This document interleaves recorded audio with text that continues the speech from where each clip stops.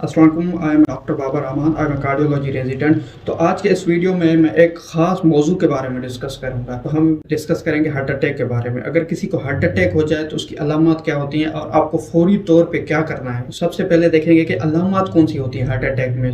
अगर आप किसी बंदे को देख रहे हैं कि उसके चेहरे पर शदीद किस्म की घबराहट और उसको सीने में दबाव हो रहा है या दर्द हो रहा है, तो फौरी तौर पे आप समझ जाएं कि इसको हार्ट अटैक हो रहा है।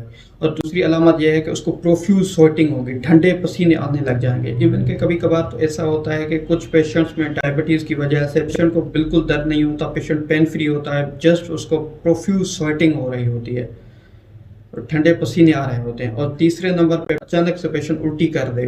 और चौथे नंबर पे अलामत है इरिटेबिलिटी। अगर उसको इरिटेबिलिटी हो, बेचैनी, चिड़चिड़ापन, अगर ये चार अलामत किसी भी बंदे में अचानक से आप महसूस करने लगें तो समझ जाएं कि इसको हार्ट अटैक होने वाला है। अब आपने करना क्या है?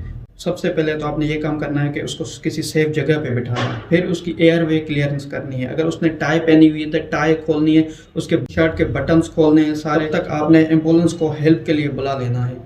फिर उसको एक डिस्प्रिन जो हर घर में मौजूद होती है वो फौरी तौर ला के वो मुंह में दे देनी है और उसको कहना है कि ये चबाए। फिर अगर एनजी सीट घर में अवेलेबल है तो वो देनी है, वरना नहीं देनी। फिर पेशेंट को फौरी तौर पे हॉस्पिटल शिफ्ट करना है ताकि उस इंसान की जान बचाए। वैसे भी हमारे मज़हब में है जिसने एक इंसान की जान बचाई गोया कि उसने पूरी इंसानियत की जान बचाई। Thank you, that's all for today.